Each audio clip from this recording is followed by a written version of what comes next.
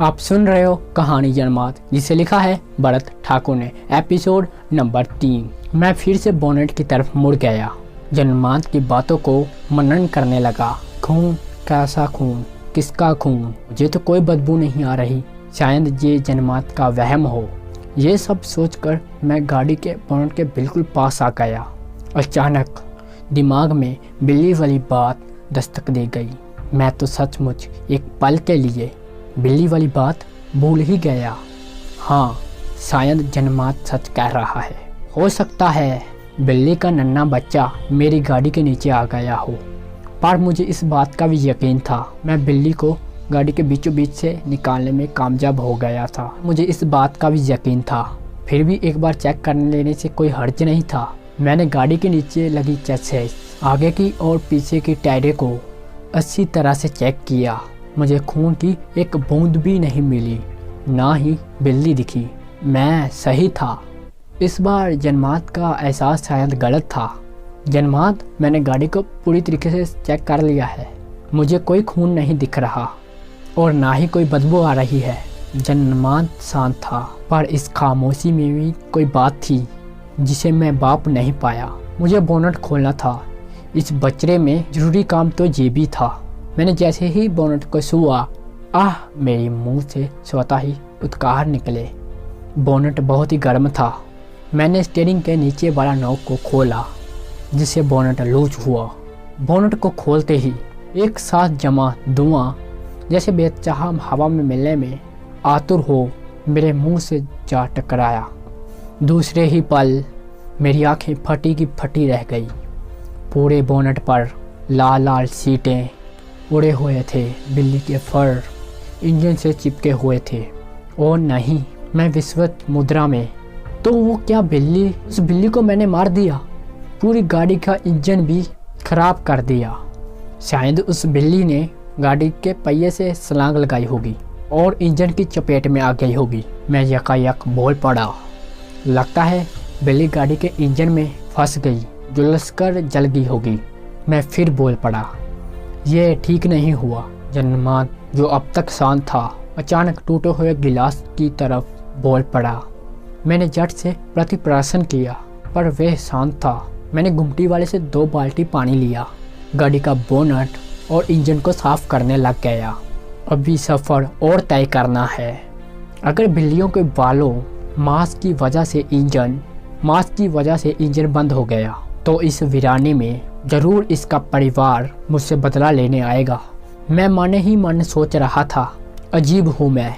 जब भी नर्वस होता हूँ, तब अपने आप को बाहर निकालने के लिए ये मजाक का सहारा लेता हूँ, कभी लोगों पर, कभी खुद पर अभी मैं वाकई उस बिल्ली वाली घटना से डर गया था। इंजन और बोनट साफ करने के पश्चात मैंने रेगुलेटर में पानी डाला। गुमटी वाले को खाली बाल्टी देने गया, तब 5 रुपए एक बाल्टी के हाथ बढ़ाकर कहा। मैं अब बिल्कुल भी बहस के मूड में नहीं था। ऐसा होता उसे पानी लेते वक्त ही बता देना चाहिए था। जो लोग मजबूरी का फ़ायदा उठाते हैं, उन्हें मैं बिल्कुल पसंद नहीं करता। मैं अपना मुंह बिखरा कर 10 रुपए का नोट निकाला, उसे थमाकर और आगे बढ़ा अपनी कार की तरफ। कार की एक और जन्मात, कब से जन्मात एक टक खड़ा था। मैंने ध्यान ही नहीं दिया। मैं उसकी ओर बढ़ा। जन्मात चले, मैंने कहा। जन्मात शांत था। मुझे बार बार दोहराना बुरा लगता है। मुझ में चिड़चिड़ापन आ जाता है। ट्रक वाले ने एक बात कही थी। जन्मात बोला, क्या? इस रास्ते पर गाड़ी संभाल कर चलानी चाहिए। कोई भी घटना हादसा हो सकता है। जन्मात ने अपनी बात खत्म की। मैं जन्मात की बातों को इग्नोर किया। सूरज करीब करीब ढल चुका था। रात के 7 बज चुके थे। सड़क पर एक ही रोशनी नजर आ रही थी, मेरी गाड़ी के हेडलाइट की। मैंने सिगरेट का कस बढ़ा और जन्मात की तरफ सिगरेट बढ़ाई। सिगरेट, मैं ठीक हूँ, जन्मात ने कहा। फिर ठीक हूँ, इसका मतलब मैं ठीक नहीं हूँ। इसका मतलब मैं अपनी परेशानियों को हवा में बहाना पसंद करता हूँ। ऐसा है तो हाँ, वो ठीक है, मैं नहीं। बार बार रह कर एक ही ख्याल आ रहा था कि उस मासूम बिल्ली को मैंने मार दिया। उसका मांस इंजन की गर्मी में पूरी तरह गल गया था। उसके शरीर के एक एक बाल उखड़ गए थे और बिखर गए थे। मैंने एक कस बढ़ा और आगे सड़क पर निगाहें टिकाए रखी।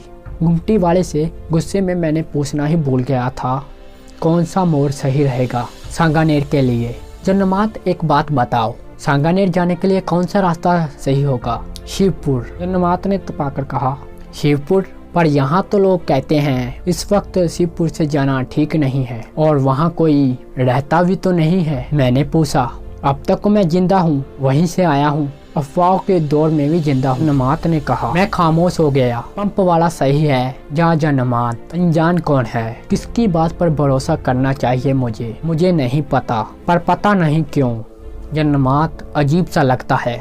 अजीब बोलता है पर विश्वास करने को मन करता है।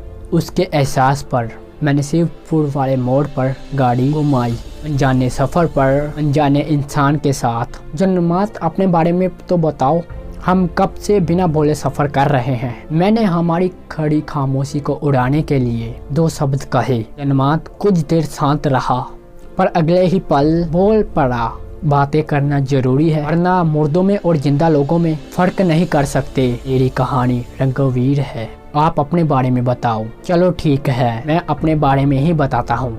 मैंने अपनी पढ़ाई मुंबई में की है, हालांकि हम लोग सांगानेर से हैं। मेरा जन्म भी वहीं का है, पर मेरे पापा गांव को छोड़ कई सालों पहले हम सबको मुंबई लेकर आ गए। बचपन में जहां हाल ही में आलीशान मकान थे, वहीं मुंबई काफ़ी तंग रही। भागते हुए 6 साल की उम्र में हमने अपनी पहली दस्तक मुंबई में दी। स्कूल कॉलेज कब खत्म हुए पता ही नहीं चला।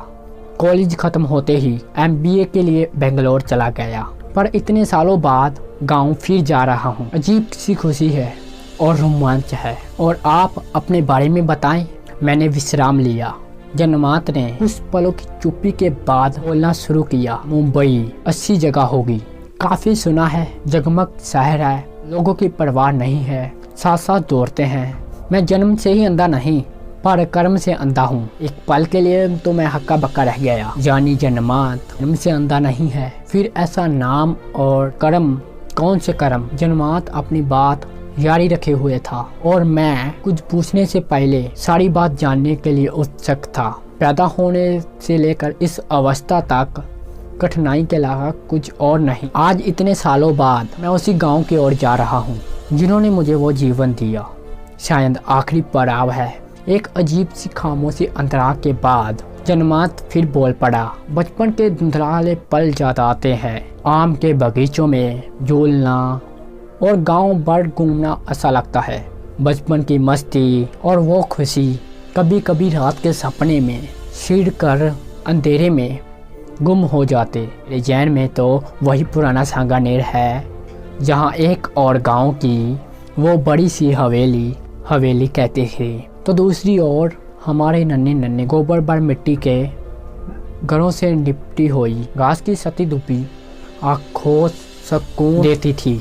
इतना कहकर जन्नमात चुप हो गया। खामोशी फिर से कुछ पलों के लिए अपना सिर उठा रही थी। रास्ता तो ठीक है, अब तक कोई विचित्र सा घटित नहीं हुआ, जैसे कि उस पंप वाले ने कहा था। मैंने अपनी नजरें रास्ते पर बनाए रखी हुई थी। आपने कहा कि आप जन्म से अंधे नहीं थे, तो फिर आप कैसे? मैंने पूछा। जन्नमात के चेहरे से लग रहा था शायद वो भावुक हो गया है, पर फिर भी उसकी आवाज में एक गंभीरता थी। आगे क्या हुआ जानने के लिए सुनिए कहानी का अगला एपिसोड सिर्फ TS सरदार साजन के साथ।